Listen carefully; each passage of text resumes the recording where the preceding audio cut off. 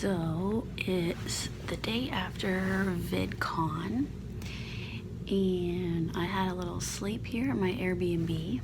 And there is another day today, but it's like the community day that I don't really need to go to, so I'm gonna head back to Santa Monica, Los Angeles. I'm talking kind of quiet because I'm in my Airbnb, which is like a shared room or a private room. And I thought I would talk about the aftermath of VidCon the day after, so I can think about it a little bit. And I had an awesome time, but I also had a very overwhelming, almost out of body time where I felt like I was out of my body,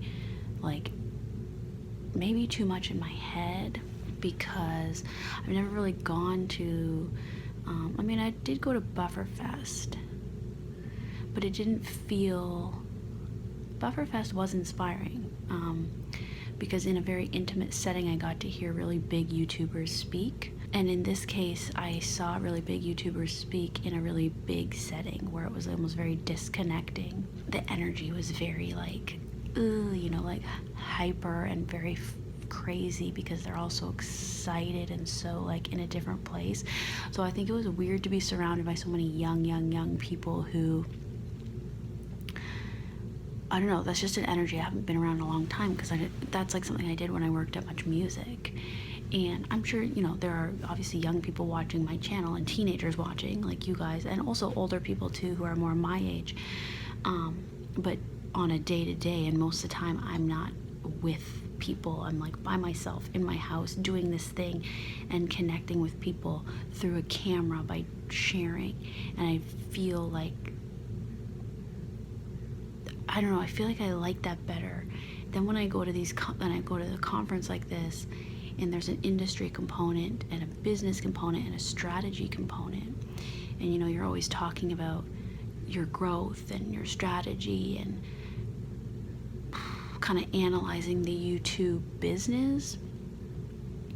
I start to get very, not frustrated, but I don't know, I don't like talking about that, or I feel pressure or something that I'm not doing good enough, or that there's some kind of goal I should be striving towards other than, and I don't think, no one said that, but I think it's hard when you're around it and you're around all these other YouTubers and you're all talking business and strategy, and then on a day-to-day I'm not comparing myself, but in a setting like VidCon you can't really help but not, and I don't like that.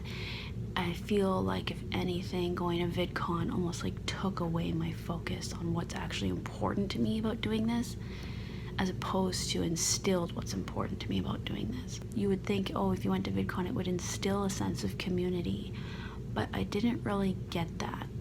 If anything, it instilled more of a competitiveness between creators, which I don't think needs to exist at all, but it does. And then you see this sort of upper echelon of YouTube stars, and that's a whole other ball game, and there's camaraderie amongst them because they've already made their millions of subscribers, so they don't need to compete, and nobody needs to compete. I don't want there to be competition, but you do get a sense that everybody's just hustling and trying to get people to subscribe to their channel and trying to one up everybody, and I don't like that, and I don't want to play that game, and I don't like feeling like I have to. So I would say for the last 48 hours going to VidCon, I didn't feel in my element, and I felt a little uncomfortable. But now to the positive, make my criticism sandwich. Getting to be with Kin community and going to a Kin event and seeing my support team from Kin and the people in the US team and in the Chicago team and people from Kin all over the place was really, really interesting. And those feelings I'm talking about aren't coming from that side of things, which is good because they're the people helping me do the business side. I guess it was just an overall sense from the people there, all the different people there, which was fans and other creators and other digital media people. And there's a lot of different components all at play at VidCon, and people from every different aspect of the industry. And so that would be the overall sense that I felt, sort of being in the rooms and having certain conversations. But another positive thing was that I got to meet like a handful of people who watch my channel and watch Hot for Food, and they were all very excited to even see me at VidCon, and we took pictures, and they were all very sweet. And I'm just glad that I got to make those connections face to face, because that's what makes this real and makes me realize, oh yeah, there are people there watching every day. Even though I don't see you here when I'm on camera and I talk to you through comments, it's really nice to see people face to face. Everybody I met, maybe except for a couple of them, were all either turned vegan or recently turned vegan, due to the influence, I guess, of my channel and other YouTubers, and that's really cool. There, I made a positivity sandwich, but that's just kind of my feelings of the last 2 days. I guess my only other point about VidCon would be, I think that like next year, if I go, for me, I need to have like a purpose to go. Like, I would love to go because I'm on a panel and I get to talk about what I do. I need that, like, for me to feel like useful or like I'm contributing or doing something. I don't really like just going and feeling like I should have been networking more or learning more.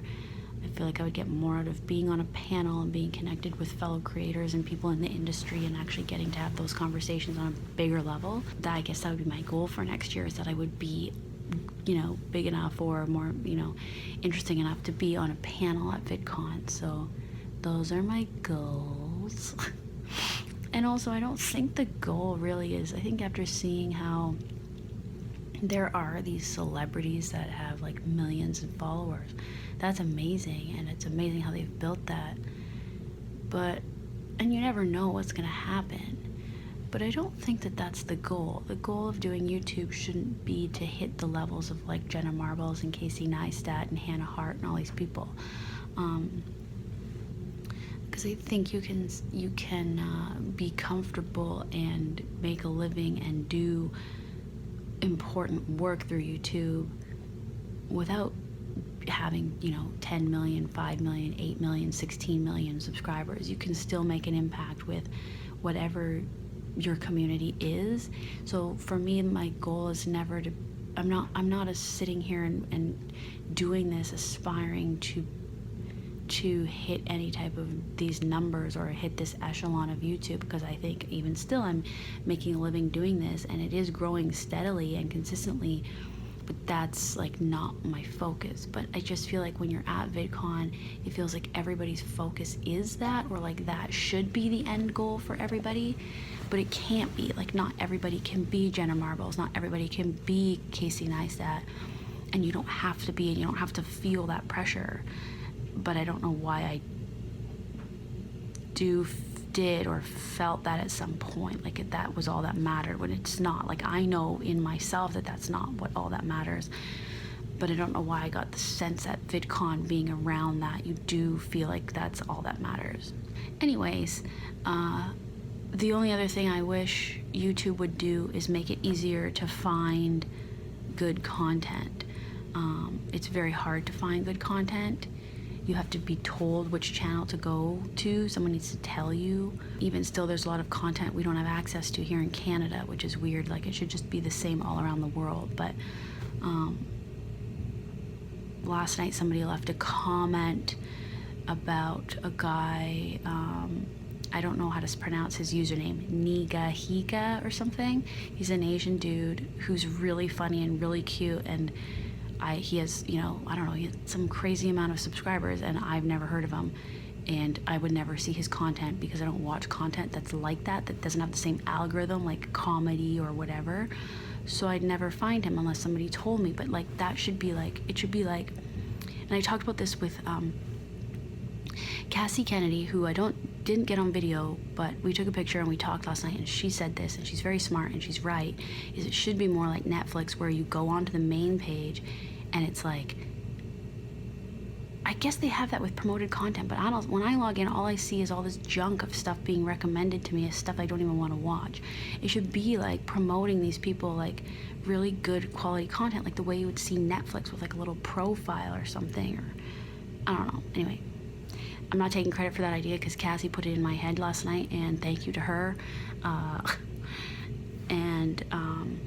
Yeah, okay, I'm gonna stop talking now because I could just ramble on forever about this, but that's my thoughts. Thanks for listening. That was VidCon 2016, and here's to more YouTube videos and more YouTube content and more subscribers and more fun, and thank you for watching. And yeah, okay, you'll see more upcoming vlogs and stuff from LA soon.